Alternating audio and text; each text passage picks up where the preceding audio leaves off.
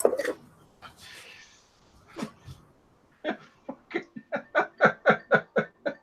everybody, welcome to Red Man Group. Carl's here, and by popular request, he's taking his Tinder shirts and putting them onto his profile picture.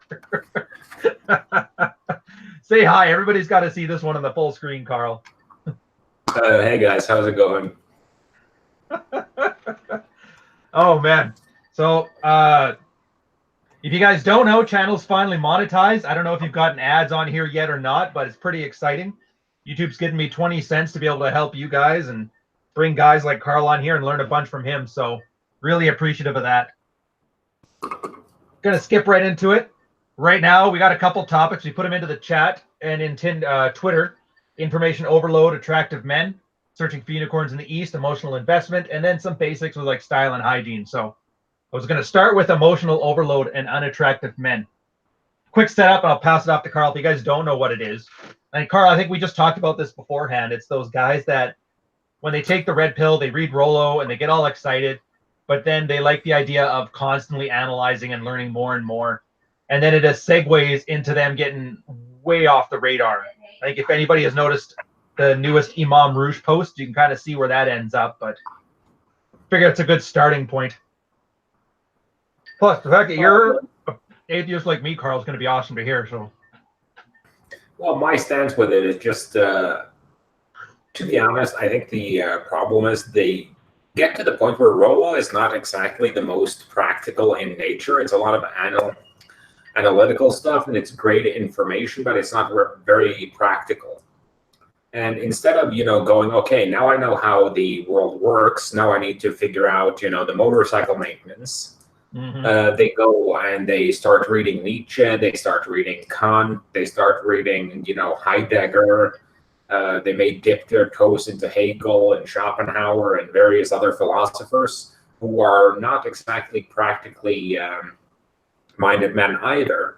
So they end up building this massive worldview in their head, but they never learn how to do anything practical. It's like we get those guys sometimes on Twitter, and I've been having so much fun because I can always spot which guys have ran game before and which guys have never ran game but have read everything ever written and recorded on game. Ooh. Because they're usually the guys who are like, oh yeah, I slay 9s and 10s all day, every day. This is what you should do. And it's like, well, what's your normal routine with the girls? And they're like, oh, I don't have a routine. I run natural game. Okay, but what are you doing specifically? Well, I'm just being myself. I'm so awesome, and my frame is so strong that it just crushes any resistance. And you're starting to get like, okay, either this guy is giving girls Rohypnol or is full of shit, and you should never assume malice where it could be incompetence. So I tend to assume they're not roofing bitches up. Oh, jeez. I know they're lying about 9s and 10s. I've heard guys talk about their high quality chicks. I'm telling you another one. Guy's talking about his girl is like not like the others, super high quality, 34-year-old single mom. I'm like, dude, who are you kidding? Well, I guess that's our egos, right? Once we're kind of emotionally, like once we're ego invested in something, that's kind of, it ends up being the best thing ever. Well, I think it just goes to the investment, and we're going to talk about that a bit later, but I think the analysis paralysis, it's kind of like, I had this thing with Myers-Briggs, like, almost 10 years ago. Yeah. And I still kind of use Myers-Briggs in two situations. Number one is that it's amazing chick crack. If you start telling a girl about her personality type and how she's really a visionary and how she feels like she's a bit too analytical and too judgmental and too structured, and she wants to get more impulsive or try new things, and then you can take her on it, and she loves to hear that. Secondly, the other thing it's useful for is when you're meeting someone initially during business, it's very useful to figure out what type of person are you talking to. Are you talking to an extrovert or an introvert? Because that has a lot to do with how you choose to communicate. Are you talking to someone who is operationally minded, or are you talking to someone who's more on the strategic level? Are you talking to someone who primarily uses logic and evidence-based and critical thinking, or are you talking to someone who's more of a visionary ideas person?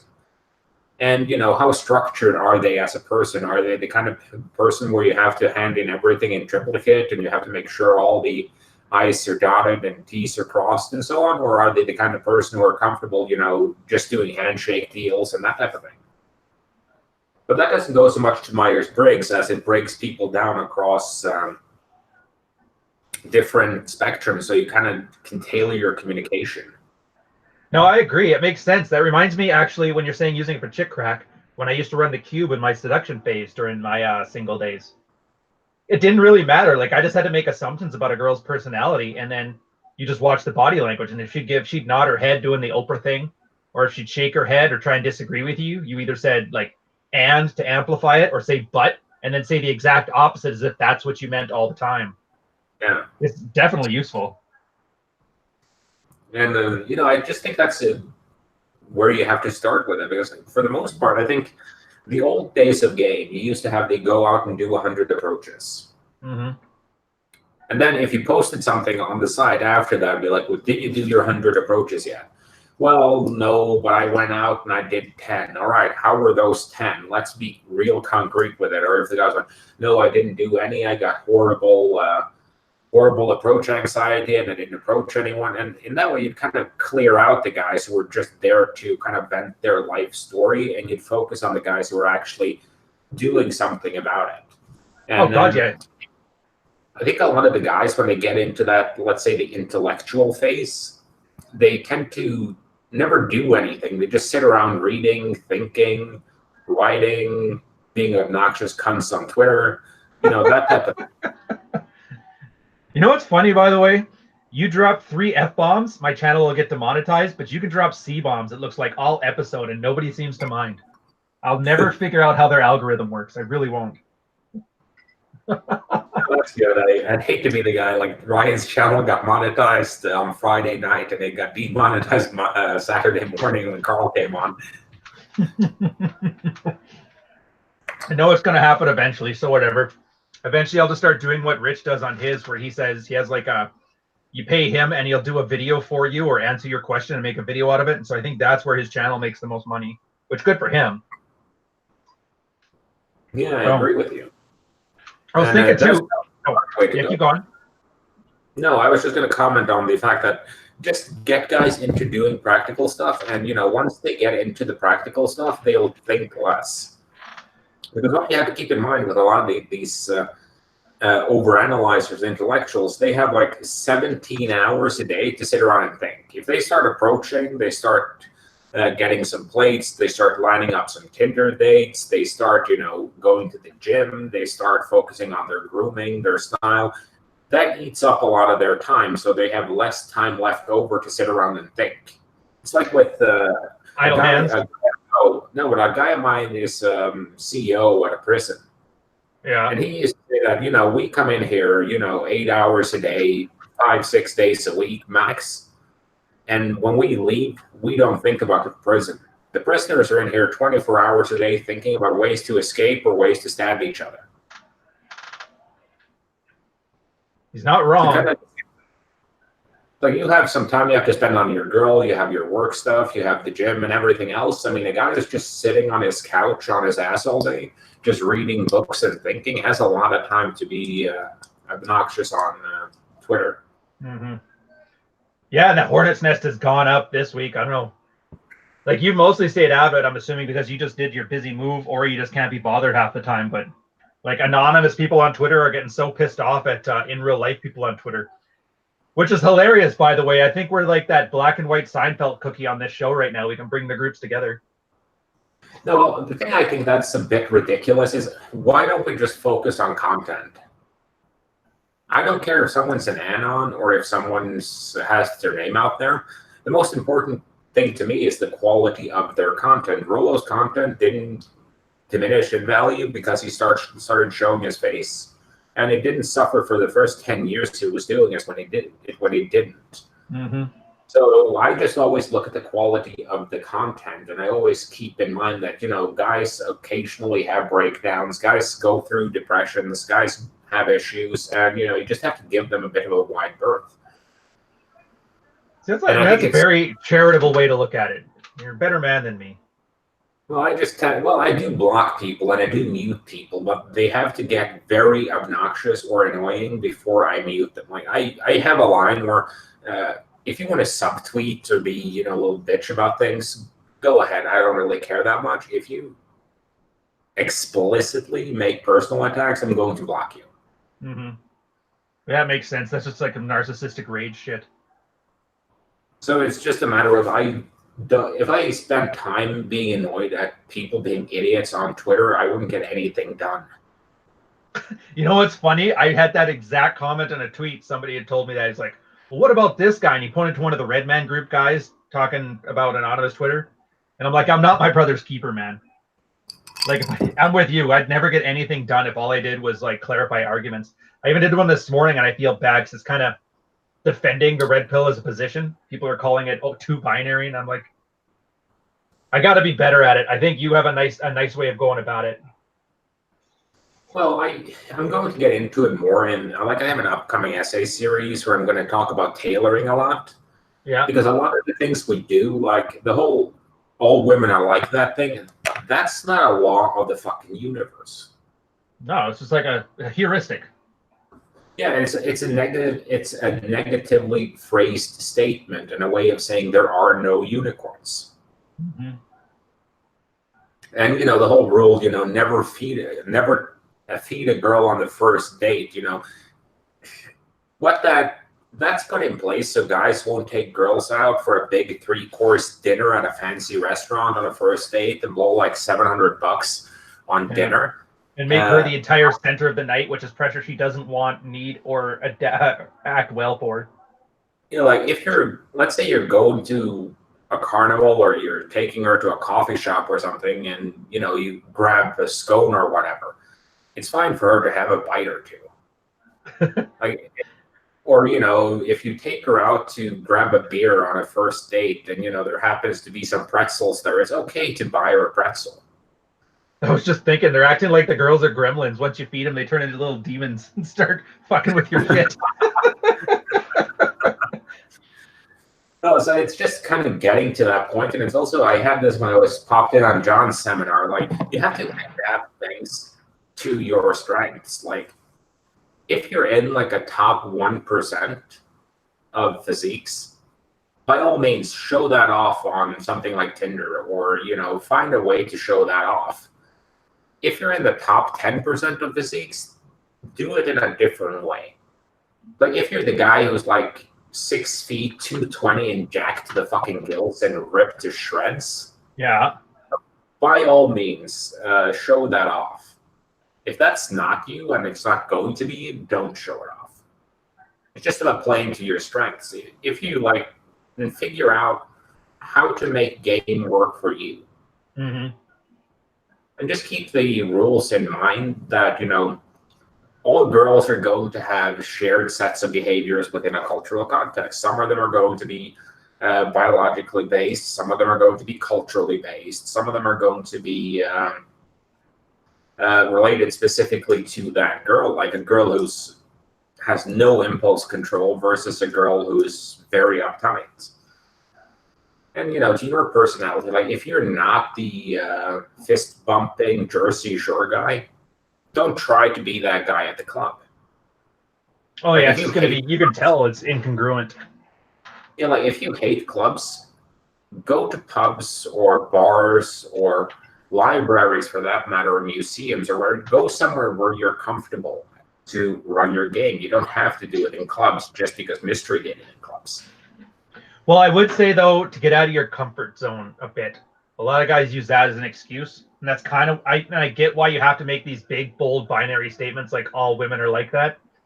Because guys are so ego invested in a certain way that they will fight tooth and nail to twist whatever you say into what they want. So sometimes you just have to use that 2x4 at justice and say, no, all women are hypergamous and will cheat on you for a better man because that's the only way to snap them out of it. Yeah, and that's why we kind of use it. But I get so frustrated with people who are like, well, not all women are exactly like that. And it's like, you're being a little bit too literal with it. It's like Rollo didn't walk off the mountain with 2 stone tablets inscribed by Chad after fasting for 40 days and 40 nights and doing push-ups in the cold rain. Thanks, Sonny.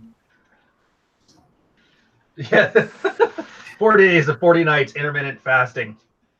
Survived off of nothing but coffee so black it blah blah blah. All right, the old lady's awesome, by the way. She's bringing me a coffee now. Hair of the dog's over, and I'm going to switch over to some uppers. So that's the kind of thing where I get with the over-analysis guys, is they never apply anything, and they just start reading and reading and reading, and they start to try and make sense of the world. And it's like we discussed with Jordan Peterson. He kind of skips over the first 4 steps of the Maslow pyramid and goes straight to self-actualization. And I mean, that's why the guys keep wanting to come after, like, let's discuss morality. No, let's not. Yeah, no, let's not. You think you really need to have a discussion on, hey, do you want to stab somebody? Like, everybody is generally on the same page. Even the drug dealer will tell you not to hit women. Like, I know the whole thing and that Maslow's hierarchy bit. I always know it's one of those things. It's like Young, isn't it? Where it's not really superly good. Like, it's not mainstream science, but it's just well known, right? Yeah, and it's kind of a rule of thumb too, like how to prioritize things. Yeah. Like if you don't have an apartment, fix that shit first. Yeah, dude, I could never do that. I've had that. Like when I was staying in barracks, when you first join the military, you have to stay in the barracks there. And guys were bringing girls home, but I was just never, it was never one of my strengths. I could never do that or be the guy that would bang a girl in the parking lot in the back of your car. Like I always needed to have a home base. And so, like you said, I had to play to that strength. It was a shitty apartment, but that really shitty apartment in the ghetto part of town did way better for me than anything else in the barracks. Yeah, and it's just kind of working with what you have and trying to line things up as best as possible. And I think that's actually kind of a great segue into the other topic where we're going to talk about today about basics of styles and hygiene. Just covering the basics. Damn, because, I mean, you're smooth. Well, it's a great segue because we're going from discussing guys who overthink and don't shower to why you should wash your penis. It's like the reverse Jordan Peterson. Mm-hmm. Well, I do remember my favorite thing I think you've said to me that was kind of an offhand comment offline was Donovan. When you see Donovan, he has always got his beer and hair game on point. And I'm like, he's got his hygiene logistics down. Yeah, and I think that's kind of an important thing because I get a routine around it. And it was one of the things I kind of jotted down as I was going through my morning grooming routine today. I was kind of like going, okay, what's the rundown of what I do every day? What's kind of an every other day or twice a week type thing? And for the most part, I'd say most guys can do a lot with starting with getting their teeth fixed. And are we talking orthodontics or just whitening? Depends on how fucked up your teeth are. Yeah, fair enough.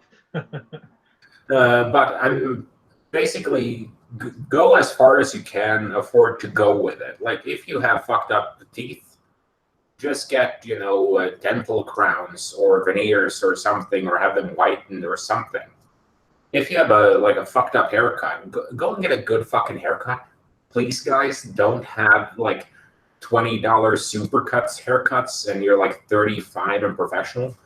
Oh, and don't just let your hair grow long. Unless you want to be like AJ and spend a ridiculous amount of time learning how to have beautiful hair, don't have long hair.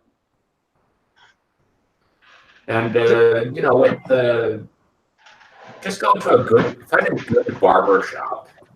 Go in there and tell them, I have no idea what I'm doing with my hair. What would look good for my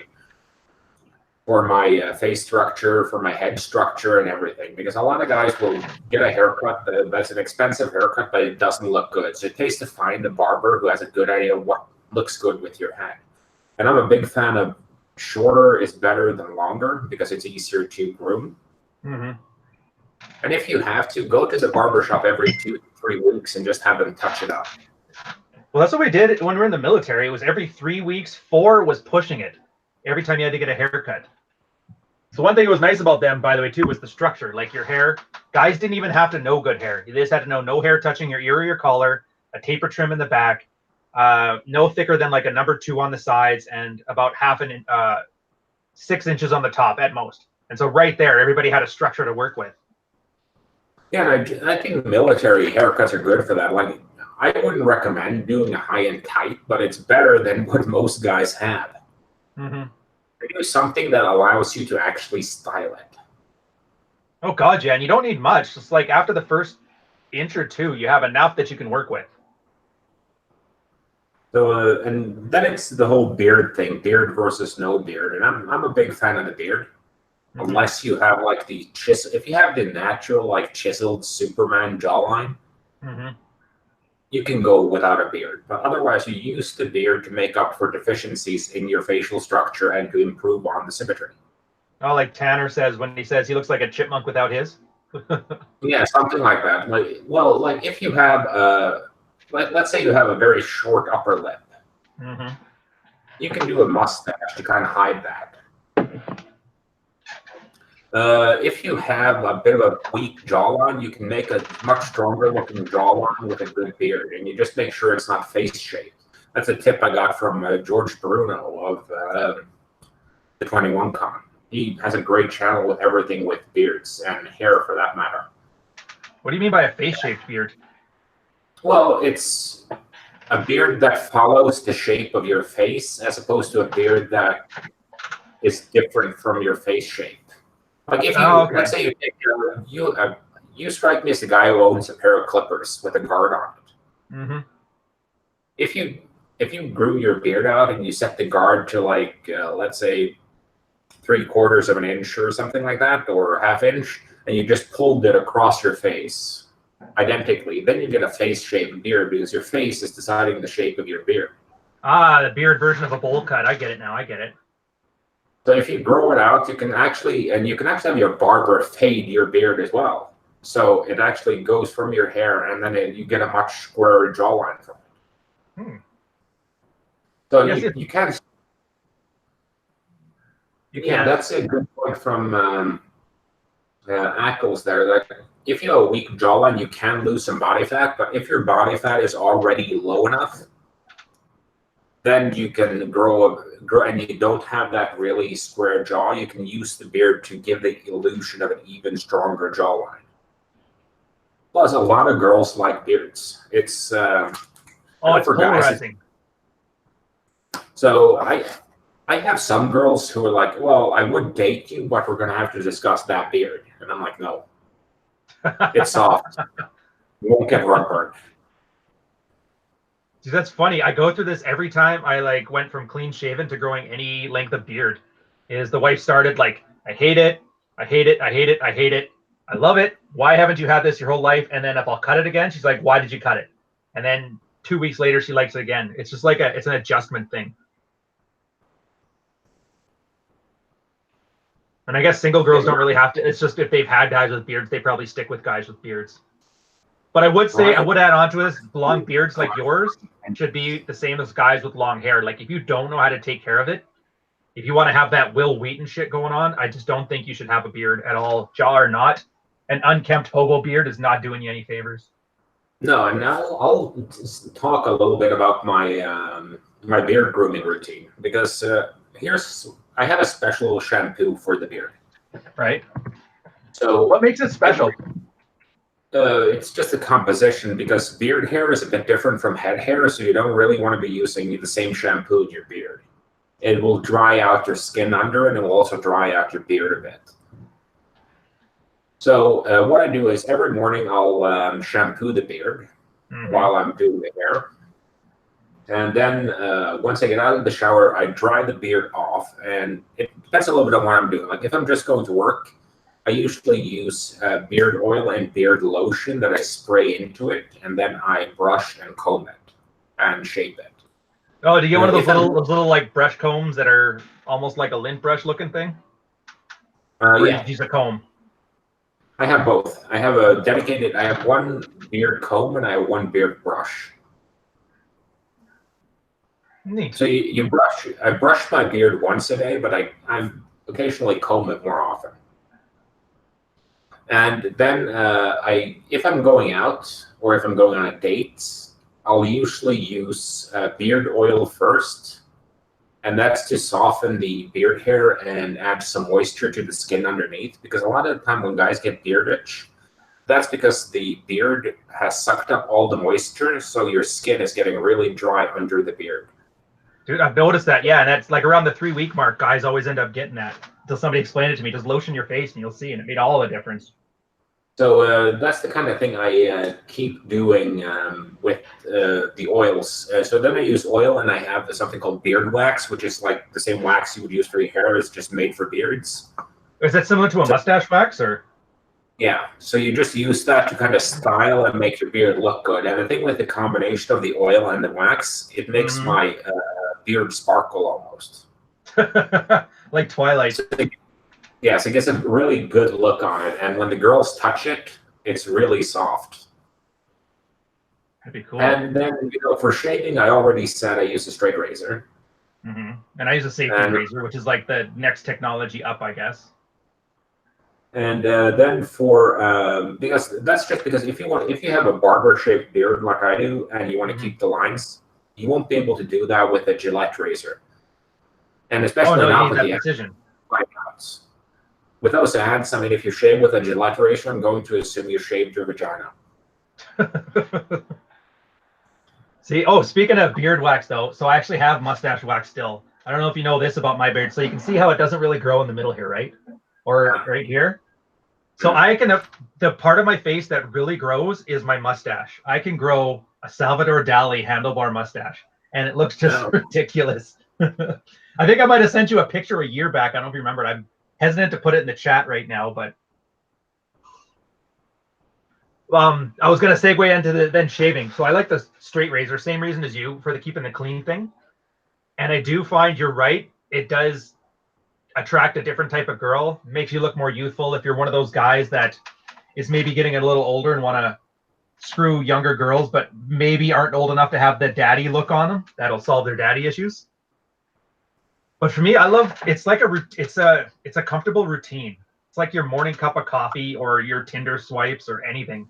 Once you kind of get those routines out of the way, it's like the useless logistic part of your day you can just turn off, and then you can focus on the parts that matter. So like, I prefer opportunity approaching to just like open approaches 100 times a day. But I mean, if your brain's still thinking from one crisis to the next, you're not going to have time to notice that girl across from you at Starbucks that looks lonely and is fingering her phone. Yeah, no, so for me, it's like a meditative thing. Yeah, so I noticed that when I'm shaving, because shaving with a straight razor is kind of a process. Because what you do is first you have to strop the razor. Right. And that takes a minute or two. And then you have to mix up the shaving soap so you get a good lather. And then I have like 4 towels in my bathroom because I have like the regular hand towel. Then I have a towel that I use to clean the sink with. Then I have my shaving towel, and then I have my shower towel. Because the shaving towel is just like a bit bigger than a hand towel that I have over my shoulder to dry off the straight razor with. Yeah. And then once you get out of the shower, your beard is already soft and warm, so you don't have to do the hot towel thing, because hot toweling yourself it feels really, really fucking weird. I know, pain in the ass. And then you just go ahead and you shave, and I just take my time with it. And it's kind of meditative and gives you time to think, and you're just shaving your face. But when you're doing your neck, you may want to focus a bit, because if you're unfocused when you're shaving with a straight razor, you end up massacring your face pretty badly. Yeah, first red pill suicide, Carl from Black Label Logic. So tragic, so tragic. In reality, you were just thinking about if that girl was catfishing you or not. But that's what I like about the razor too, like shaving, because you have to do the 3 passes. You go with the grain, then side to the grain, and then against the grain. At least I have to, especially because like right here, this grows one way and the other way, and there's like 4 different directions here. So if I just try to do it all in one direction, you always end up nicking yourself. Yeah, I have the same thing with my neck, because the hair grows up, down, and sideways in different patches. So I have to do at least 2 passes to get it properly short. And then there's simple things like in the shower, I keep like 4 products. There's the shampoo, the regular body wash, the beard shampoo, and a 2-in-1 exfoliating and gel scrub of some kind. You don't have a conditioner? No. Oh. Oh, fair enough. I don't have a beard scrub, so I guess we're even on that one. Well, the thing with conditioners, I just didn't notice a big difference when I used one. When my hair was this short, when I had longer hair, I didn't use one. But anyway, and the exfoliating is like twice a week. I do the exfoliating, and every morning after I shower, I make sure to lotion my face. Mm-hmm. Yeah, and I'm surprised more people don't do this. Like, I got called gay all throughout my 20s for doing this stuff. But now in my 30s, and I'm noticing how much older everybody is than me, I'm kind of having the last laugh with that. Yeah, because you can easily take, like most people guess that I'm between 8 and 10 years younger than I actually am. Just because I'm taking good care of my skin and my look. Yeah. I guess it's hard because of a lot of people, like, you don't see the results right away. It has to be sustained over a period of time. It's just one of those things. I get guilt. Yeah. What are you saying? Well, once it's part of your routine, it's very easy. Yeah. So you just do it without thinking about it. So you hardly ever forget to do it. So you end up doing it. And I'm a big fan of the 80-20 rule. Like, if you do the right thing, most of the time you'll be good. Like, you won't be able to do anything perfect all the time. But if you do something, let's say you were supposed to get to the gym 10 times in a month, and you got there 8, you're good. If you got there 2, you're not. Oh, yeah, so the good enough bar. Dude, that's awesome for anxiety, too. I know there's a couple of guys that I've been seeing over the years that have horrible anxiety and affects everything they do. And a lot of that stems from their need to be perfect. Like, I have to be perfect so nothing can possibly make me fail. And just having that good enough 80% attitude takes a huge weight off of somebody's shoulders. Like, from a mental perspective alone, that's probably better than Xanax and Ativan. Definitely better than crack. Yeah, and I had this when I jumped in on MLD last night with his seminar. Like, a lot of the time, guys, when we say top 10%, what they see is top 1%. Oh. So that makes when we sense. say, well, like when we say, okay, you need to be in top 10% for physique, what we're talking there is, decently muscular, not fat, body fat percentage between 12 and 18%. Mm-hmm. And that type of thing. We're not talking, bodybuilder ripped to shreds, 6'2", the whole 9 yards, because that's the top 1%. That's not the top 10%. I get it. Yeah, I have abs when I flex. Those types. As opposed to I have abs when I'm doing anything. So you don't even have to have abs, to be honest. I just think it's a big thing with it. Like I told you earlier when we were prepping with the shoulder girdle. Mm-hmm. Yeah, I like that. Where you just went full on with the secondary characteristics. You're like, well, why are you worried so much about the underlying stuff? Just get the secondary stuff down. And it's good enough. I had an example of it that I used for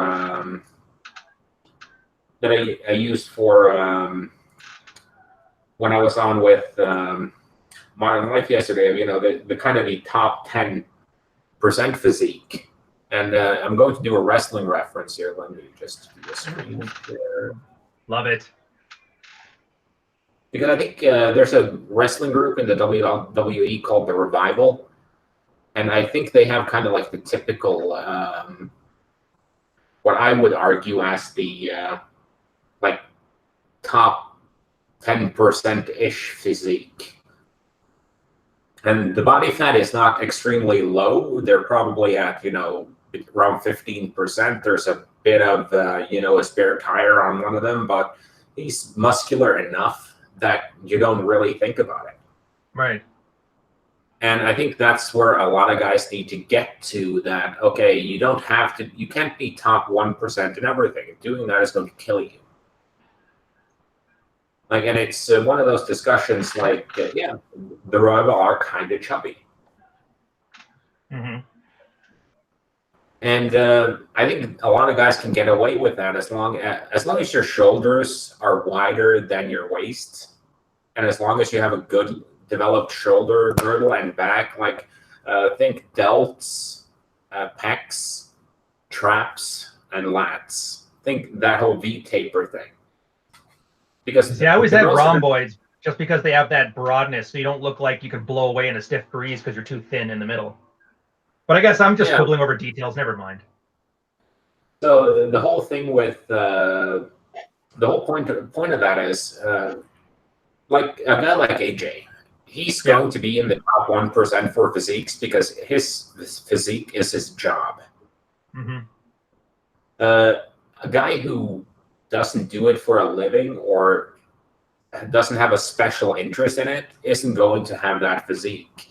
And spending the time and effort to get from the top 10% to the top 1 is probably not worth it for most guys, as opposed to other things they could be doing with their time.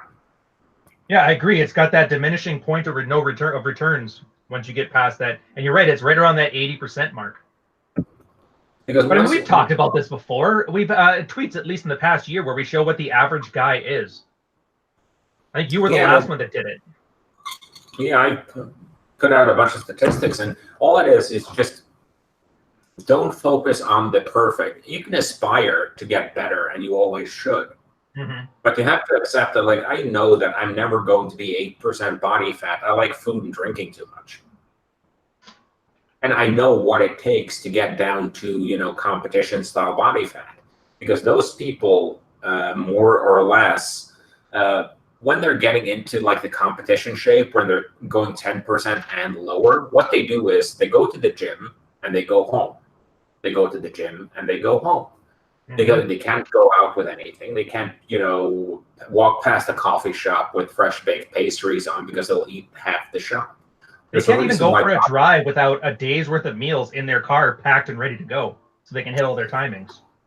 So you kind of have to decide what level of perfection is necessary for you. And you have to go with it. Like if you want to be one of those guys with, 4 shirtless bathroom selfies in his Tinder profile who still gets laid, then you have to be in that top 1% of physiques. But you don't have to be in that top 1% to get laid. And a lot of guys are in like, well, I'm not Dan Bilzerian, so I'll never get laid. And you just have to get. And, it's like with Andrew Tate, who we're going on with later on the Redman group. He's 6'4", ripped to the gills, black belt, world champion. Millionaire, that guy is top 1%. Yeah, good for him. You can aspire to be part of it, but don't say I can't go and do anything because I'm not Andrew Tate. I was just thinking it was funny too when he started bringing that up about how Eastern European women are. All of a sudden, I noticed it was like a 10-year-old fight, like John and I were talking about on the podcast, and then he brought up like, "I'll get on there and tell you what it's really like here." I thought it was cool. I'm like, oh, I love hearing about that because Croatia is about as far east as I've made it. But then like a bunch of people thought it was big Twitter beef starting. But I love listening to Tate. Well, I think people just love the idea of beef. And, it's one of those weird things that we're supposed to be a community of men. Mm-hmm. And gossip is supposed to be a girly thing. But for a community of men, there are a lot of fucking gossip mongers around these parts. Yeah, which, I mean, it makes sense because the kind of guys who are attracted to this stuff are the ones that need the most help. So it's like you already said, the guys that need the most help with style and hygiene, or the guys that are in the least shape, or the guys that refuse to approach because they're too busy reading on their sofa. And naturally, the guys who gossip too much are probably going to be the ones that need the most help and be the ones around here. I really try to keep that in mind because it's so annoying. Like, I'm trying, Carl. I really am trying to be that Jesus-like figure like you do, where you don't block unless you have to. But sometimes I just wish you could just strangle somebody through the internet.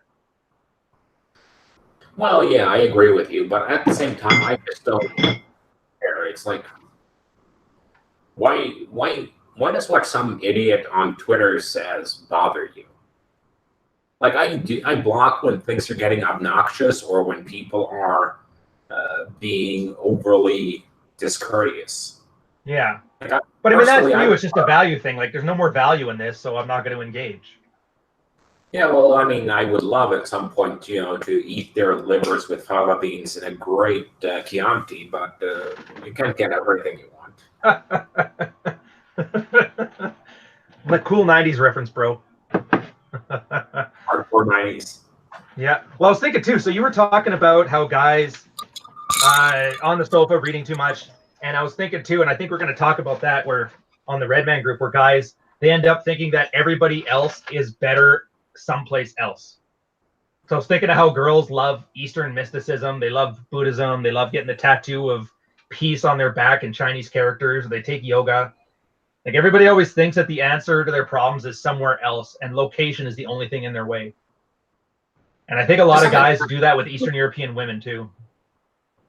Well, to some extent, that's true. And I talked about them. What's the name? I wrote, unfortunately, I'm not like Rollo as an encyclopedia of his essays. I wrote an essay about, it was one where I had the peace model, where you kind of, your location can be a hindrance. Mm-hmm. Because to some extent, going the red pill route and starting to get laid and changing yourself requires that you be able to reinvent yourself. Right. And it's very hard to reinvent yourself if you're in a small town where everyone's known you for 15 years. Oh God, yeah. That's like the easiest thing you can do. And like you said, get to a town of like 300,000 people at least. And then there's the whole, if you want to run game regularly, you want a decent pool of talent. So like when I decided what city I was going to move to, and this is such a Carl thing to do, but I actually looked up demographics tables and I found cities that have statistically more women than men. And secondly, cities where that is exaggerated even more because of educational differences. Like if you take a city like New York is probably one of the most exaggerated in the world, where you have a lot more women than men, but you also have a lot more highly educated women than highly educated men. Mm-hmm. Because women rarely go for guys with less education than them. Like if she has a bachelor's degree, you have to have a bachelor's degree. If she has a master's degree, you have to have a master's degree.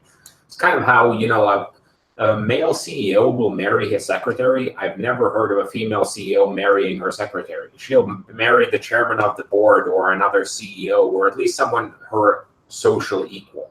Oh, I agree. The only exception, actually, there's one exception I've seen, and that was with the military. A lot of the female officers would end up marrying NavComs, like the communications guys. There was like 6 of them, and I couldn't figure it out, but it's like the only exception I've ever seen on this. Okay, I've never seen that. Well, the black community is an exception too, because a lot of black women will marry tradesmen, even if they themselves have college degrees. They just want somebody who'll stick around. Probably. So yeah, you were talking about locations. Yeah, so I think location does matter, but I don't think location will solve anything. Like if you're 350 pounds at 5'2" and you're broke as fuck, going to Thailand won't help you that much. Mm-hmm. But I know so many of them try. But you have to keep in mind that, you know, generally going to the East as a man, as a white dude, will help you out, because white men are very sought after in both in South America and East Asia. Yeah, did I ever tell you about my Busan Korea story? No. Oh, it was hilarious. So we all got into Korea, and everybody took like the week beforehand to learn like all 8 Korean words that we needed to learn. And we get down there, and the first thing we want to find is, and I always have my plan where you got to get outside of the 6-mile bubble in the ship, because that's your chances of running into somebody else and getting into trouble are about 0. So we ended up seeing these girls on the subway. It was like 3 girls, 3 guys, and then 3 of us sailors, me and then 2 guys, 2 white guys. And we just say, hi, we just need somebody to show us around. And the girls literally threw their guys away and was like, get out of here. And then they grabbed us and they started taking us around town. Like it was so pronounced, the Western bump you get there. Like I couldn't believe it. Yeah, and it's also, you know, the Rollo had a great essay about the local and the global sexual marketplace. Mm-hmm. And I think I might have been the first guy who mentioned that in Gendernomics. But the whole thing with it is you're getting a situation where most girls are aware, you know, okay, your average, I think he used the example, Filipino man is like 5'5". Right. And in that Filipino bubble, a guy who's 5'6" is tall as shit. But not when you start to introduce him to, 6 foot and 6'2" Northern Europeans. Because then girls suddenly start to realize, oh, there are taller guys than 5'6". Same thing with penis size. Like if you go to like Asia, where the average size is like, was it 4.5 inches or something like that? Oh, I don't know the stats. I never studied penis for a living. Oh, well, you'll be surprised what kind of stats I run into on a daily basis. I was trying to find this picture here to put on for my profile today, and I went and I found, oh, I actually have a picture of gonorrhea statistics in the female black community. Ooh. And that was just because I went on with Donovan, and he wanted me to pull a bunch of statistics on black women. Right. So I pulled, STD, baby daddy, social and welfare system stats, and everything. And, it's the incidence rate of gonorrhea is pretty high in that community. But anyway, back towards, I think you just have to keep in mind that if you're fucked up if you can't get laid in your own country, you probably won't be able to get laid much more in other countries. Mm-hmm. But you just have to try and leverage it so you can get any advantage you can given your context. Like, okay, if you have the choice between living in 2 cities and one has a huge military base there, so there's like 7,000 fairly ripped men in uniform right by you, and one town where there's a huge 3 universities. Yeah, 3 universities that do all like preschool and nursing and all the female classic go those programs. Go to that city instead. Oh, nursing programs. Those girls are awesome. They can drink like a fish. My sister's a nurse. That's how I know. Yeah. They're in their 40s now, and they still act the same way as they did when they were 20. Yeah, so you just have to kind of try and leverage those edges. Like in my case, like some of my Tinder photos are me very formally dressed, and that's because I know I look good when I'm dressed formally, and I tend to be that a lot of the time because I do it for work. So I think it makes you stand out too, though, doesn't it? Yeah, if a girl is like bathroom shirtless selfie, bathroom shirtless selfie, bathroom shirtless selfie, wife beater, old bad horrible Hawaiian shirt, oh, suits, swipe right. You stand out that way.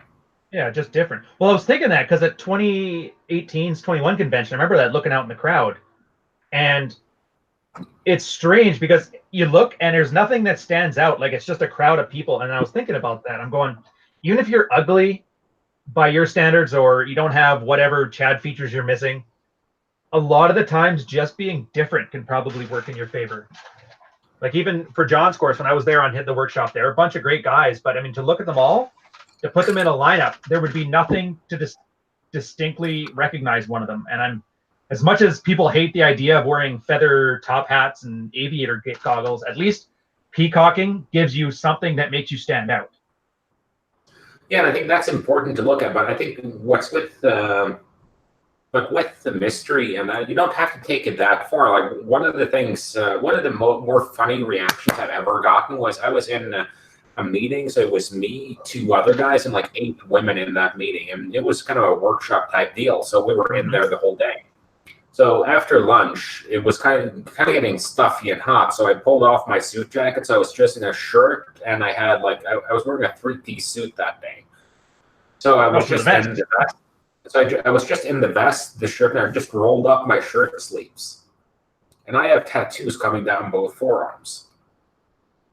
And all the girls just snapped at attention because you get that contrast between, okay, this guy is dressed so stiff and formally, and then you have these tattoos coming down your arms. Yeah. I've gotten that too. If I have a shirt too thin, you can see my entire half sleeve through it. Yeah, that works too. Or like if you're wearing a suit but you're wearing like a leather bracelet with something on it that, isn't congruent with the suits. Ooh, like an artful disheveled piece. I've seen that with other things. I've never thought about that with suits though. That would be good. because it's kind of like bad boy with a good job. Yeah, I like that. Or a neck tattoo with a suit. That'd be great. Yeah, no, don't do it. No neck tats, no face tats, and no hand tats. I'm just picturing somebody walking in with one of those. Or And the yes, mumble I rap know. one now where their face has all that weird shit. Yeah, and pictures, I know I'm giving away some personal details, but about 30 to 60% of them are fake. So just figure out which ones are accurate. Yeah. Like, I'll give you guys a hint. I don't think his real name is Carl. Call it a hunch. Does he sound like a Carl? To me, you sound like a Hans more than a Carl. Yeah, that's not true either. But that's just me. Every European person to me is like an archetype from Die Hard. Yeah. Well, at least I live until the end of the movie. That's true. You did a good jump. Mhm. Oh, geez. Do we have emotional investment? I was going to switch. I guess we got time for the. Actually, now we got a little bit of time left. I was thinking, too, when you talk about the. Here's the thing I can't figure out. If you take a guy, and yeah, you could move somewhere and be better, but you can go overboard on that. And you end up moving as far into like Georgia or Thailand as you can, thinking that'll solve all your problems, versus the guy that stays where he is and fights twice as hard as anybody else for half as much. The thing I can't figure out is how to articulate to a guy not to take either direction too seriously and kind of just. I hate saying because it's such an Anthony Robbins thing that find your own path, like between moving and maximizing what you got where you're at. Like, where should you lie on that spectrum? And it's hard to articulate to a guy how he should approach that. I think you got it mostly solved though, the way you essentially make a spreadsheet and add a value to everything. Well, I just find that with big decisions, you want to think things through, and you have to kind of figure out, like, if you're, let's say you were in the same city, Yeah. but you have the choice between, okay, you could get a mansion a little bit outside of town, or you can get a swanky apartment in the middle of the city. Which one do you want to do? And both things have their own merits. Like, the thing with a mansion is if you can get, bring a bunch of girls back there and, have a real party in your mansion, that's a really high value display, especially if there are like 3 or 4 cool cars in the driveway. They have a fully stocked bar and you have the whole place laid out so it looks like a Playboy mansion. You have a hot tub, etc. Yeah, it's not a house, it's an experience. Yeah, but on the other hand, with an apartment in the middle of the city, you can bring girls home easier. It's much easier for you. Like, if you don't have any plans, it's much easier to just pop out and go to a bar or go to a club or whatever. Mm-hmm. You have easy logistics in most cities between cabs and public transport, so you don't have to drive. And if you're high enough up, the view alone, like that's a big, huge DHV. People come over to my place and they just stare out the window. That's why I started doing that on the videos. Cause I'm like, well, if other people do it, maybe the viewers will like it too. Yeah, so I just think we have to write a list of, okay, what are the upsides and what are the downsides and what are the risks with each choice. And then you have to kind of work through it. Like, if you want to reinvent yourself, then going to a new city is probably a wise choice. If you're already largely have everything in order and the only thing you're looking at is like, I would like to be cut down on my commute. Okay, move a little bit closer. Or, if your most important thing says, okay, I need a gym close by. I need a closeness to the bar scene. What about shopping opportunities? Are you a guy when it comes to going out shopping? So just figure out what your needs are and work from there. And then the only reason I don't even disagree, I kind of just refine it differently, is because at least for a lot of the guys I've had to deal with is that their ego invested in a certain decision. And so they kind of work out their facts and their risk analysis to fit that. So I try to take it more from the approach of what do you want? And usually people will have like 2 opposed things that they want. Well, I want to start a family and I want to spin plates will be the 2 things. And then you kind of have to get them to like pick. If you had those 2 at odds, if you had a girl wanted to do one or wanted to do the other and you had to pick between them, Like, which one would you do? And then usually, whichever one they kind of argue for, there is the one they're more ego invested in. But that's the hard thing, because yeah, like you said, if you want to get women and you know everybody here and they already know you as like a loser, so obviously moving is in the cards. But a guy doesn't want to move because he would rather be comfortable than succeed. So what he wants more than anything is validation. So then that gives you a better idea of what he's actually looking to address. And moving's not going to help that anyway. Well, it's kind of like when you get these, like when I opened my DMs, I got a lot of good messages, and one of the guys, well, at least a couple of the guys, kind of wanted my permission to settle down with a girl. Oh yeah, that one, the infinite random guy approval certificate. It's like, okay, why does it matter what I think? And if you're coming to me and you're like, hey, I want to wife up this 38-year-old single mom with fake tits and, 300 grand in debt, I'm never going to say, go ahead and do it. That's never a good plan. But you know an answer I found that works? What? You just tell them, yeah, just like, this is like, it's because it's something they're going to have to learn the hard way. If it's that stupid, I'm just like, I gave you permission to go learn this the hard way. That's a good way of wording it, because I mean, all they want is like, how do I do this? How do I do that? Yeah. But I cut you off. You were going to finish that story. I was kind of curious where you were going with it. So, sorry, I got distracted for a second. What did you say? I was just curious you were going there with that. I just interrupted in the middle of it, though. When guys are asking for permission to do this thing, and you're not going to give them permission because it doesn't make any sense. Well, it's just that they're trying to make you responsible for their idiotic choice. Mm-hmm. Oh, that's a good way of putting it. They want to be like, well, Carl said it was okay to wife up a 46-year-old girl with 3 divorces when I'm a 21-year-old who's finished with my engineering degree in a year. How funny, just not taking ownership. All of a sudden, that maximum ownership Jocko thing starts to make sense when you think about that kind of mindset. So I think that's just kind of the approach to it. So just own your choices and figure out what you want, and that goes back to the tailoring thing I was talking about earlier too. You have to kind of do some work in figuring out, okay, who am I as a person? What are my strengths? What are my weaknesses? Which of my weaknesses do I have to address to reach my goals? What work does that entail? And I just have the mindset that, okay, I may not succeed at everything I try to do, but I'm not going to fail because I didn't do the work. There's going to be another reason that I failed. Because failing because you weren't willing to do the work is like the worst thing ever.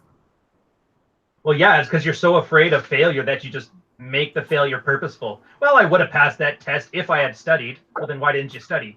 Because if you studied and you still failed, then that means it was 100% your fault. That's why. So I agree. So you just have to own it. Okay, talking about seducing girls once you bring them back to your place. Once you have them back to your place, the seduction is pretty much over. You just have to get her naked. Yeah, I'm with you. At most, I would say, like I'd have had a bar out, I'd offer her a drink just so she's comfortable. Like you don't want to start immediately into it. You just got to pretend like it just happened. But yeah, you take her home, you hang up her clothes, and you hang up whatever jacket you were wearing. You offer her a drink, put a drink in her hand, put her on the couch, get close, you keep talking, you kiss her again. You start escalating Kino from there. And if she goes to the bathroom right away, you know you're in, because she's going in there to make sure that all the things are in place. Yeah, and just give her snatch and once over. Give her the old Trump.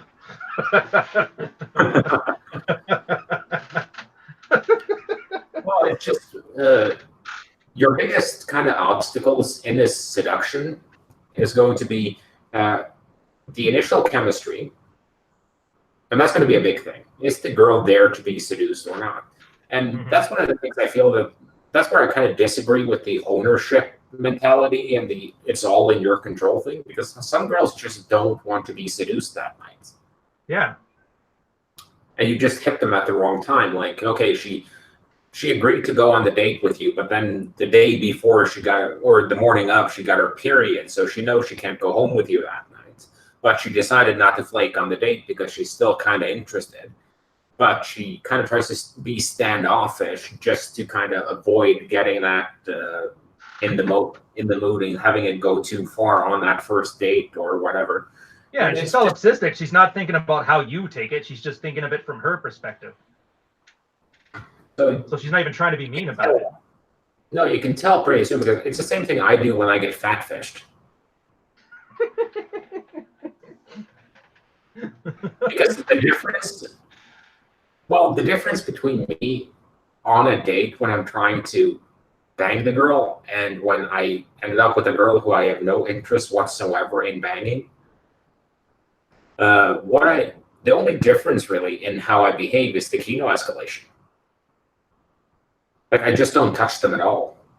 I also try to, stay on safe ground as far as the topics. Like, I try not to get her too enthusiastically into something. Like a sandwich or sex? Either or is off limits? Something like that. Fat fish. I really love that term. They got to bring that back into the norm. Yeah, I agree. Yeah, her mouth still works, but I'm kind of... Well, you don't have to. That's the thing. You have success. You have another notches under your belt. You can get something better, so you don't have to.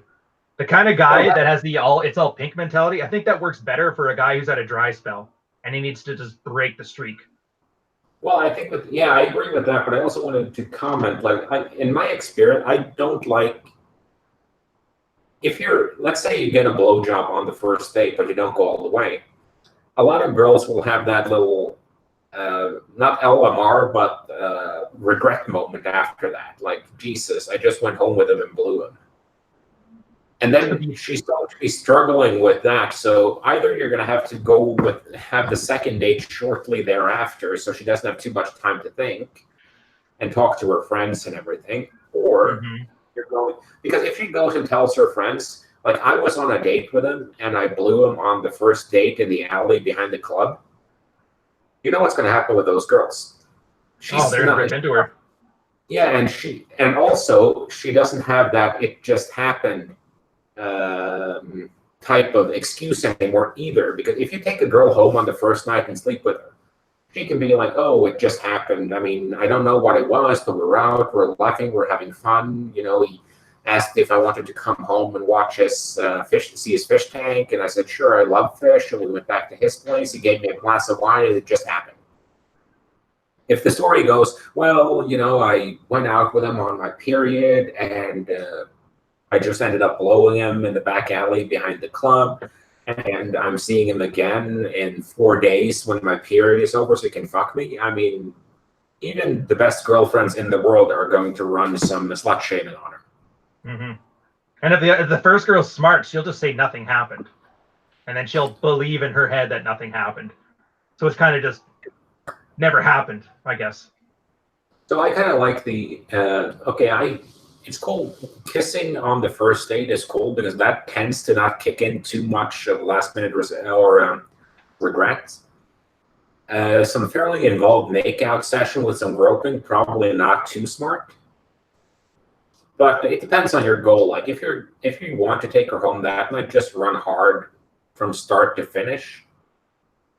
If you're planning on trying to make this into like 2 dates, close, and then turn her into a plate, you kind of want to try and run it slower, so you're kind of slow burning it. So you give her a nice hour and a half on the first date, and then you just schedule the next meetup.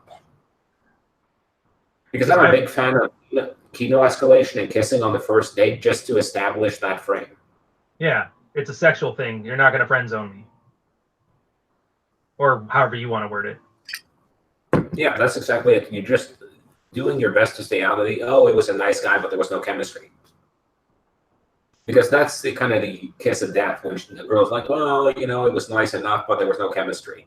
Yeah. Or, even worse, it was a pretty hot guy, but there was no chemistry there. And it's like, you have to create that chemistry through creating and manipulating tension. Oh yeah, you got to get that emotional investment.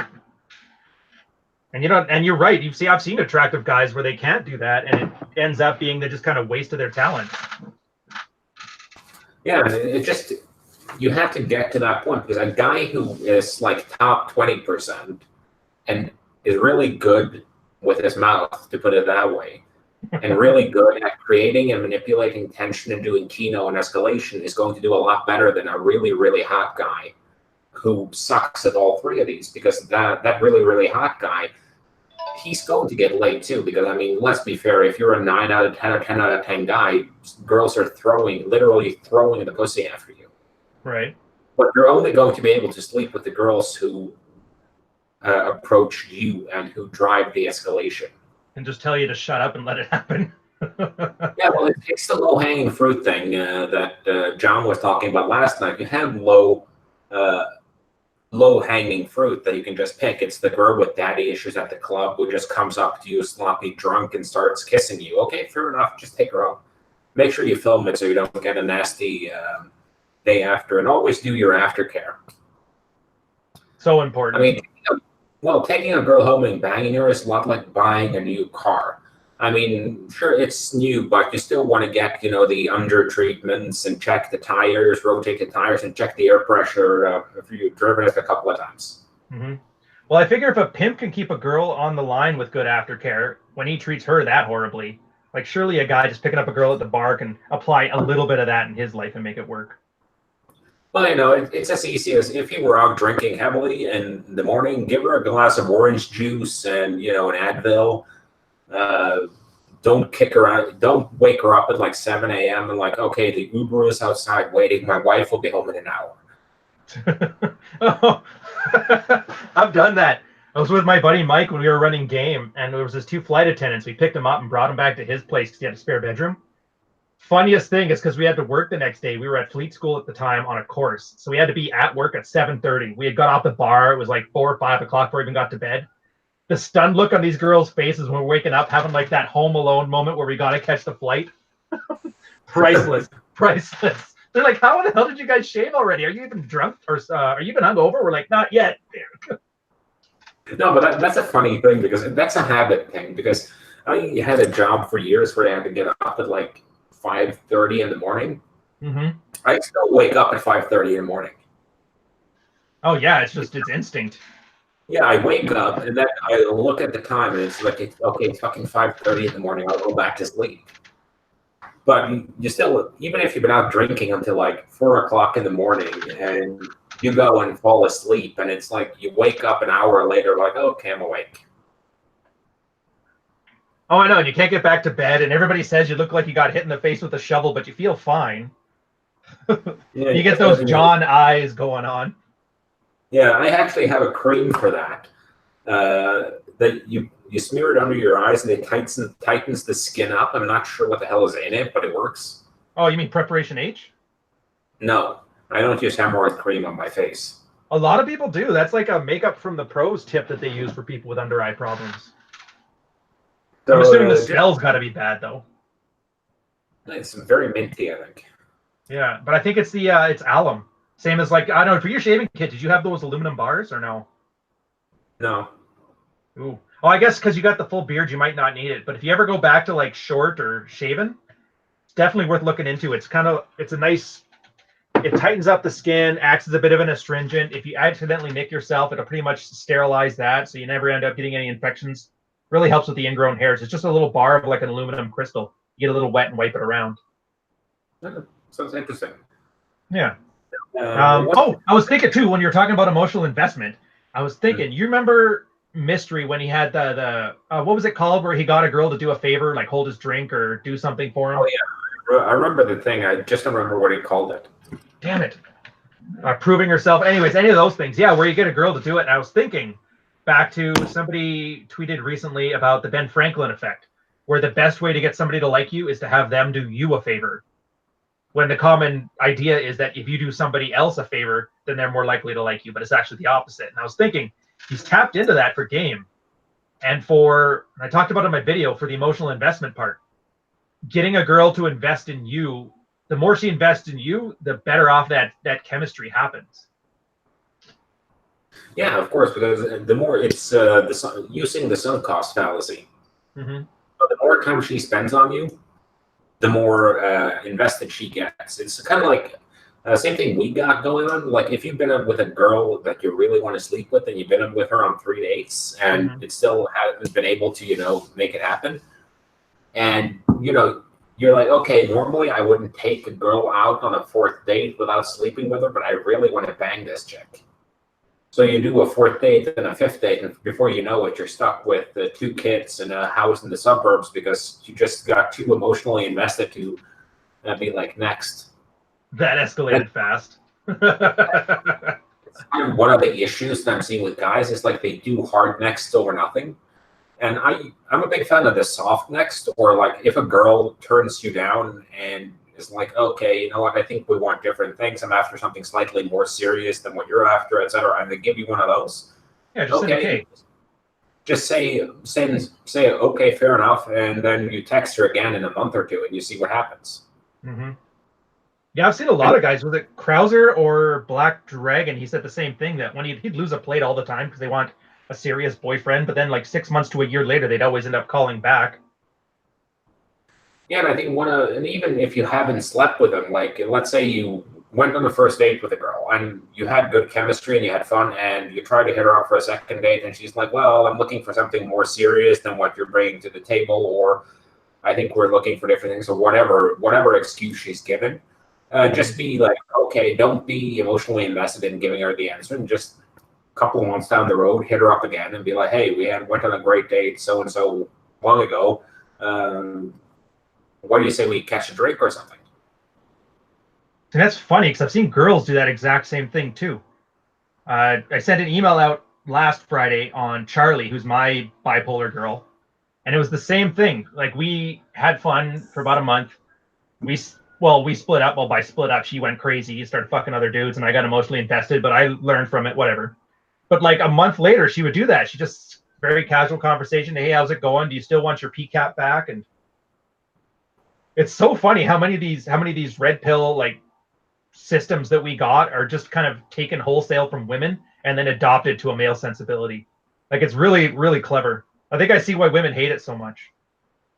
Yeah, because we're basically using their tools against them, and a lot of these are just simple concepts, and it's like to go back to what we're with the overthinkers. It's very easy to overthink, but what you're doing, you're basically dialing in a set of rules for your own behavior so you don't fuck up. Yeah.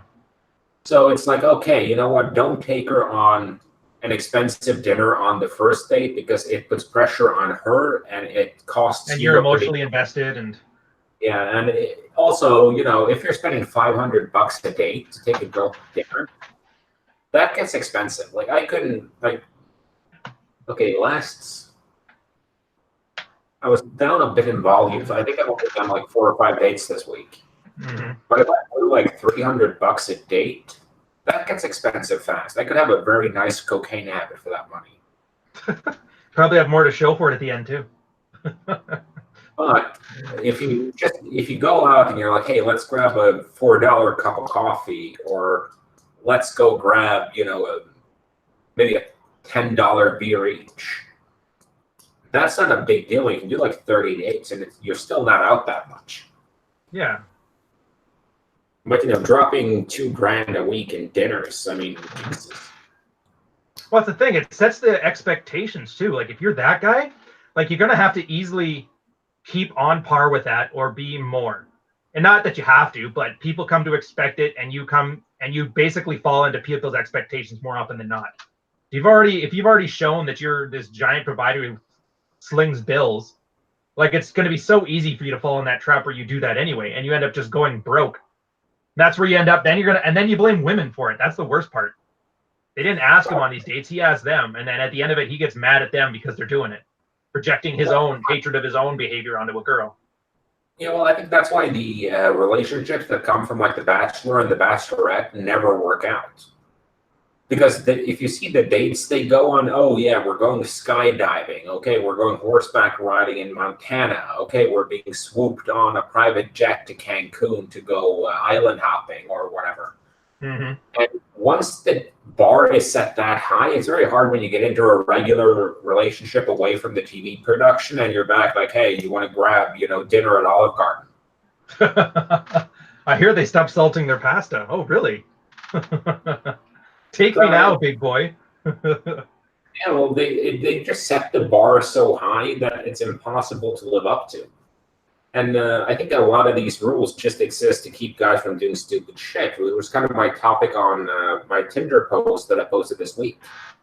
Because I mean, you know what I do for a living. Don't say it out loud. And one of the things I Prison started guard. thinking, one of the things porn star. No, one of the things I got into was like I was trying to think through, like, okay, how would I identify a Tinder account? Like, if you think of Tinder like a nightclub, how would I identify the creeps, the guys who are just looking for a fight, the guys who are not going to spend any money, and so on, and keep them from bothering the people who are actually buying drinks and the hot girls who are bringing the guys in and the so on. That's really creepy when your face is that close to the screen. Oh yeah, sorry. I have to reach the keyboard here to say hi. Jack's in the chat now. What Yeah, is this? What's the problem? Sorry about that. And what was I saying? No, anyway, so the thing is, how would you identify a shitty account on Tinder? Well, you know, you want to look at, let's say if you were making a bot to push your sex sites, how would you do it? Well, you'd have a picture, one or two pictures of a really hot girl who is partially undressed. You'd want to swipe right on everyone. You'd maximum send them one message, if that at all. And most likely it's from a script, so they'll be generally the same size. Yeah, and it will usually also be either you'll unmatch really quick if they don't open you, or you'll unmatch real quick if they don't respond. So if you're looking at most guys' typical Tinder swiping pattern is they'll just swipe right on everything and just sort through the matches they want to talk to afterwards. Right. That's pretty bottish. And what Tinder wants you ideally to match with 100% of the people you swipe right. And it wants you to have conversations with them and eventually meet up. Or share that's how they get you hooked. And if you're a guy, it's the same thing if you swipe left on everyone. Tinder's going to assume, okay, this person is not here to meet anyone, so we're not going to, show this person to other people, because Tinder and dating apps are able to shadow ban. So what they're doing is, let's say you're paying for a premium, but you're the kind of creepy guy that, no girls want to talk to, or you've been reported 4 or 5 times for doing the beach muscle line and you're on your last legs, or you barely open any girls or whatever. Tinder is just going to show you a lot of girls, but they're just going to say that we're not going to show his profile to anyone. So you can swipe 10,000 girls and no girls will have swiped you because you haven't been shown to any girls. Yeah. And the other guy won't be any the wiser. Like, as far as he knows, it's all working as per normal. It just his success rate went down. Yeah, he's just in a cold spell or whatever, and he keeps paying his subscription for months on end until he finally gets fed up and quits. Yeah. I was thinking too, Bo, I was thinking when you said that they want people to have 100% success rate, I was thinking about they probably want you to have a closer to like an intermittent reward, a 25% level success rate. Because that's usually the level where people start to get most hooked on something. It's not when it wins every time you touch it. It's when you get 1 out of every 4. Yeah, it's so like a gambling simulator. Yeah, that's why I put the chart I put up that it wasn't made in Paint, by the way, it was made in Excel. But the way I think, if you want to stay in the sweet spot where they're not really suspecting that you're doing something weird, it's going, you want to swipe right 30 to 70% of the time. And you want to do it with, I tend to prefer accounts that look more invested in Tinder. Like if it's one picture of a hot chick, and the bio is follow me on Instagram and her Instagram tag, yeah, I'm not going to swipe right on that, even though she's hot, because she's probably using Tinder more to market her Insta and to do thirst mining than she is to meet up with someone. But if a girl, has 4 or 5 pictures of herself, has a decent bio, maybe she has her Spotify connected, I'm sorry, the girl is more invested in trying to actually meet someone. And then you don't want to play out of your league either. So like if you're only swiping on girls that are way hotter than you, none of them are going to swipe you right. So Tinder's going to be like, okay, this guy is playing totally out of his league. So he needs to kind of have a reality adjustment. Then once you match with someone, if you match with like 300 people and you open like 2, then Tinder's going to be like, okay, this guy is just looking for matches for bragging rights or whatever. Right. Screw him. He's not adding value because he's just one of those guys that makes a lot of girls swipe right on him, but then they sit around waiting for him to message and get sad, and they think the app sucks. So he's just not engaging enough. And then you have, with the responses to your openers, because most of the time the guy ends up doing the opener. So you want to get a response to your opener most of the time, and you don't want your opener to be identical or very similar in length every time. Because I don't think Tinder does content parsing, but what they probably do are... It's the metadata. Yeah, they're looking like, okay, he sent a 170-character message to 15 different accounts within 2 minutes. Or this guy swiped right on 100 girls in 5 minutes. So you're obviously not spending time on the profiles, and they can probably see too, like how much time you spent on looking at a profile. So you kind of want to see how can you be the most natural you can. You still want to maintain a lot of the same approaches, but you don't want to be too bottish, because I think they have automated systems that make these decisions. It's kind of like how I think Twitter does it, because they don't have people who sit around and read every Twitter post. No, they got machine learning, and then when things reach a certain threshold, then they can take that small subset for human review, and they can refine the machine learning until eventually it can do it automated. Yeah, and what I think Tinder does, it creates kind of profiles. So, you have the girls who are on there to thirst for them and are hot chicks who are just looking to get guys over on their Instagram or their premium snap. They get a pass because they're hot girls. So Tinder's like, well, some of the suckers are just going to be happy that they get to swipe on them and just go to their Insta or something. So we'll leave those on here because it drives up the amount of women on our app. Right. The hot guys are going to get a pass too, and the way I think Tinder does it is I think you have I kind of designed a 3-part algorithm where one was based on your behavioral data, the other half was based on how other people respond to you. Mm-hmm. So let's say your pattern of swiping, your match rate, your open rate, your conversational rate, your time on profile, and that type of data, combined with, okay, how many girls swipe him right? Because if you're like, the analogy I've used with you is if there's a guy in the club who goes nuts and knocks a guy out, makes a girl cry, and spends, a couple of grand on drinks, that guy is getting taken back in the alley and he's being roughed up by the bouncer. But if that guy is Dan Bilzerian, maybe the promoter will take him aside and be like, Dan, we're sorry, we're kind of cramping your style, but can you please not punch people in the face inside the club?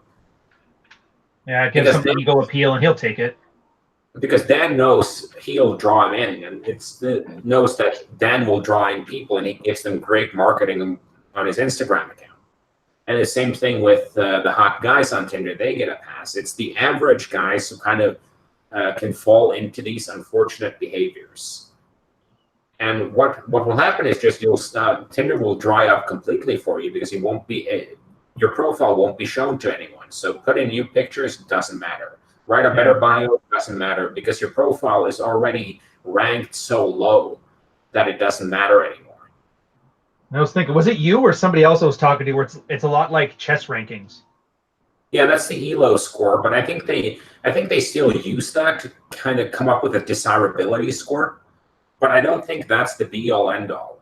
Because a lot of the bots are going to have high desirability scores. Like imagine an Instagram model who gets right swiped by 100% of men. Well, that's why I think they're going to use the other metrics you were talking about, like message length, the amount of like whatever engagement metric they use to eventually get to affect that elo score. I think that's where the trick comes from, because just having who swipes who and then using that to make a pecking order, that's a little bit crude. I can bet you they started that way, but it didn't work that way for too long. So I think the elo score is probably still part of it, but I think they use these two parts of an algorithm, and then they probably add some additional metrics to it to make it more, because they claim to have, like, they know who you, they have data that's set up to, they show you the kind of people, probably based on a profile type thing, where they say, okay, this guy's swipe is this age, he swipes like this, he opens like this, he responds like this, he spends so much time on engagement, etc. That's a lot like these 10,000 other profiles, and they like this girl, so we're going to show him this girl, and he'll probably like her too. Dude, so you know what's hilarious about this, by the way? What? Do you know how red pill guys always, because they have that HB10 scale, we always get crapped on because, oh, they're just ranking women by 1 to 10 scales and they're so artistic. You've essentially described a very sophisticated tech version of that for the way everybody is dating now. So yeah, we aren't really as aspy as people make it out to be anymore. Well, I will admit that if you kind of record the things I've been talking for the past 20 minutes, I'm guessing, at least 14 to 25% would guess I'm somewhere on the spectrum, but it wouldn't be the first time I've heard that, but I've been tested before. Yeah. Actually, you know how you can tell when somebody's on the spectrum or not there? Whoever in the audience is saying that, you got to have a conversation with them. You'll be able to tell if you can ping off each other and kind of adapt. Like Carl's OCD would be the worst I think I could say about you. Meticulous if I wanted to be kind about it, which I do. But yeah, spectrum is like an obliviousness to it that you just can't get in a conversation. Like you can pick it out in a conversation. Yeah, you notice it because it's like the person isn't parsing the conversation itself. They're focusing entirely on content and they're not ignoring context, and they're responding very robotic. Yeah, and overly literal. Like the best way I think to know if someone's on the spectrum, if they do not get sarcasm or irony. Ooh, that's a good one. Satire. Oh, maybe satire and irony. It's kind of hard to mix those two up. I don't want to get into that kind of talk because that's even more boring than talking about Twitter algorithms and profiles.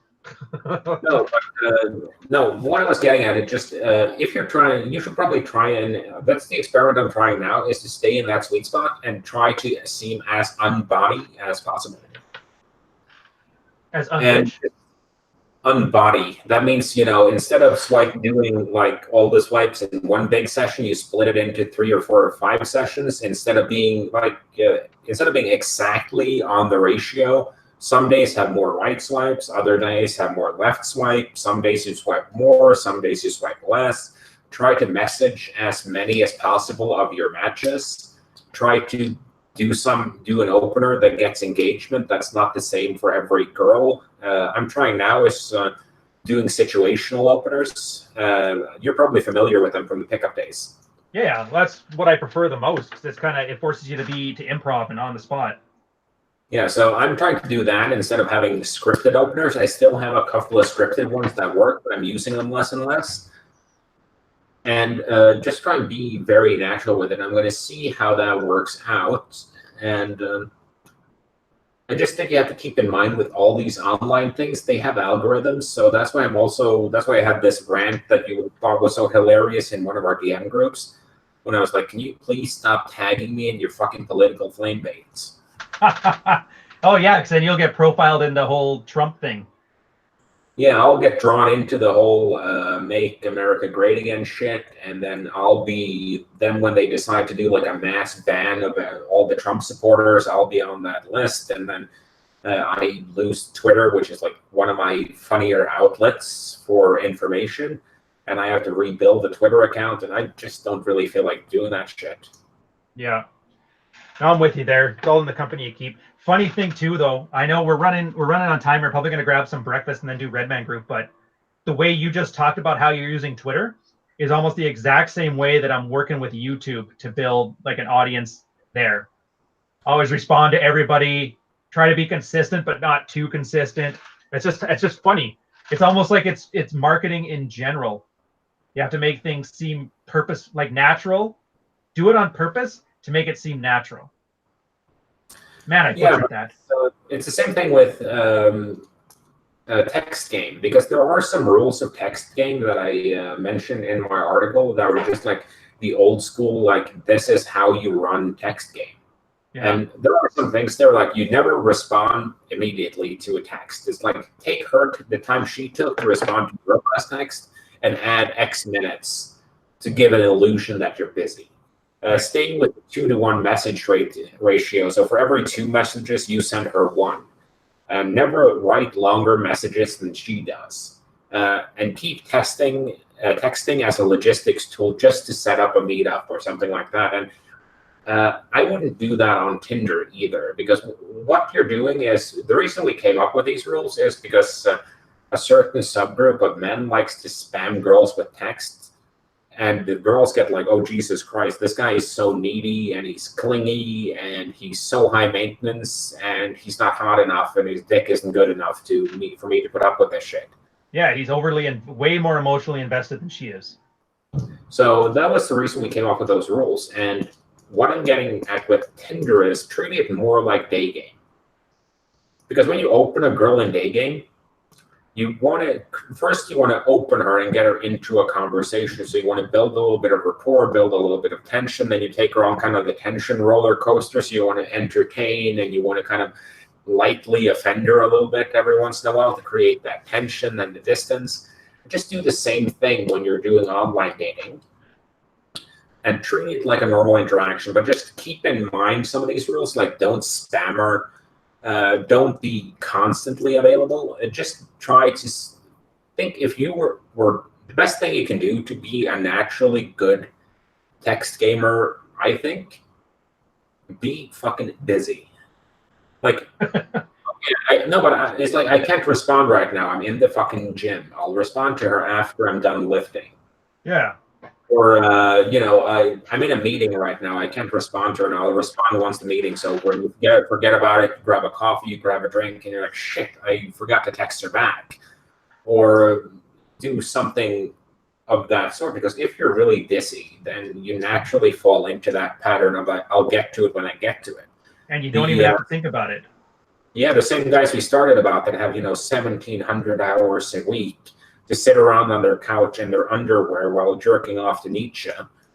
They're the exact same guys who have 170,000 hours a week to sit around and text a girl until she's like, I have to turn my phone off because people are looking at me like I have a vibrator in my purse. Jeez, I got to go rewrite. I had an article on this one on my blog, one of my first ones, where it was talking about these super tips to look alpha. And for a lot of guys, how there was like posture or like that job position and all that stuff? I'm like, yeah, the easiest way to work on your posture. All right, here's the trick. Go to the gym, put on 10 pounds of your muscle, and those muscles will just pull your back. They'll never know the secret. And it was basically describing, just like you said, like, instead of just pretending to act like this guy who has his shit together, just go get your shit together, and then these things will come naturally. Although I guess that's not easy and it's not quick, so it's not very persuasive as a message. No, it's not, but I think it's very effective in terms of improving your game. And it's the same thing with, like, if you have nothing going on in life, it's very easy to plan like a 7-hour elaborate date with dinner and everything with a girl. If you're busy and you're like, well, I have 45 minutes between work and needing to head to the gym, so I'll grab a coffee with you on my way home. Then you're naturally going to keep that interaction short and sweet. You have a purpose with it. You have your time constraints. Yeah, you have everything naturally. So a lot of game is just setting yourself up to seem like a guy who has his shit together, has his shit going on, is busy, is high value. And the posture thing, the grooming, the hygiene, it kind of annoys the crap out of me that a lot of the things we do have to be on the Jordan B. Peterson wash your penis level. It's like, don't get a $2 haircut at Supercuts from the trainee who has Parkinson's disease. Mm-hmm. Don't come over, just shave it. Yeah, like don't sit. Please wash yourself properly when you're in the shower. Wear clothes that actually fit you. Don't go on a date in cargo shorts and Crocs.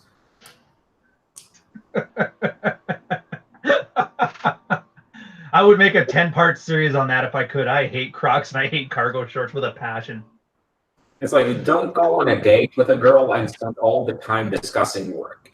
Girls are at work all the time. They're not starved for adventure. They're starved for adventure. They're not starved for the mundane shit of day-to-day life. Mm-hmm. Oh yeah, and you don't even have to have like an adventurous life across 7 continents. You just got to be able to tell a story. You can make the most boring situation ever sound like an adventure. That's that whole us versus the world routine was based on that. Just little observations of things going around you and how you guys were in this little bubble around it. Yeah, well, I had this, I matched with a girl who was a bank teller. And I opened her with, hey, listen, this is a bit early for me to be talking about this, but I'm looking to rob a bank and I need an inside man. You in? Question mark. I like that. That's good.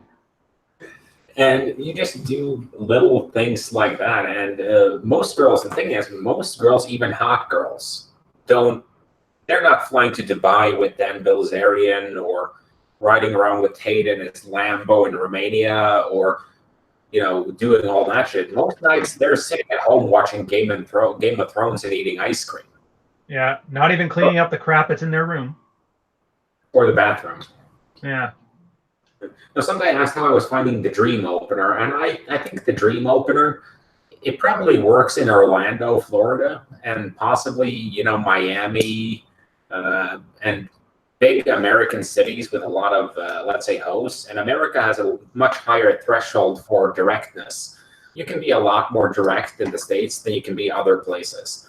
Mm-hmm. So if the girl is already into you and is down to fuck right then and there, probably works. If the girl is kind of on the fence, it's not going to work. So what it does is, and Anthony's 100% correct in this, it screens away a lot of girls, both based on humor and based on directness. It's the Nigerian prince scam for game. Yeah, a lot of girls are not going to be. First off, a lot of girls are not going to read that as humorous because they get skeevy messages from guys all fucking day. And like, I was in bed with a plate of mine not too long ago, and we started discussing Tinder openers, and she's like, yeah, I get creepy. Like, 6 out of 10 guys I match with send me a creepy opening message directly related to sex. And once you send that message, you have to kind of hope that they check your picture out and see you're a hot guy, so you can get away with it. 2, you have to hope that they have the sense of humor to realize that it's humorous, because it's kind of understated in that, because the exact line, if I remember it, is, I want to come on your face and declare you my girlfriend. So the first sentence of it is really crass, and the second part is really pompous. But over the top, that's the other thing, is like, are you able to communicate the satire in it? Yeah, and I think you could do that verbally very easily, but for a girl who might have 15 guys messaging her on Tinder, you risk a lot of them just going, oh, fuck this dude, report or unmatch. So you are getting the girls you're wanting. The question is, are the volume of girls you're not getting that you could have nailed if you'd used a less extreme opener? Are you losing a lot of them, and are you getting a lot of reports and a lot of blocks? Yeah. Well, they do call it pickup artistry for a reason. It's not a science. That's a downside for a lot of because Anthony might just be in that top like 5% or 1% guys on Tinder that can get away with it. And you can get away with more if you're that guy. So the average guy using that opener in a poor location where women are not responding well to it will risk, being banned off Tinder, being shadow banned on Tinder, having their account under review, or a lot of other things. So I would rather. I'm trying a new strategy now where I'm dialing back the sexual conversation and content on Tinder, at least initially, and letting the conversation flow more normally. And then once I up with the girl on the date, I run pretty hardcore mode one and direct game. Dude, it's a bit like a Volkswagen Beetle with a Porsche engine. The sleeper cars. Oriented, and then boom. All right. Yeah, on that note, are you fine? I'm going to shut this down for a bit here. It gives us 15 minutes before Redman Group where we can grab a bite to eat and maybe throw a second drink into you there. But this is fun, Carl. I love that shirt, you son of a bitch. Well, by the way, dude, you have to drink on the Redman Group today. You were a lot. I mean, everyone I've talked to said you were a lot better on the Redman Group when you were drinking. Oh, yeah. Well, I guess hair of the dog. Screw it. All right. I'm going to go grab a drink and some breakfast. I'll see you guys in a bit. Thanks for showing up. I'll talk to you in 15, Carl.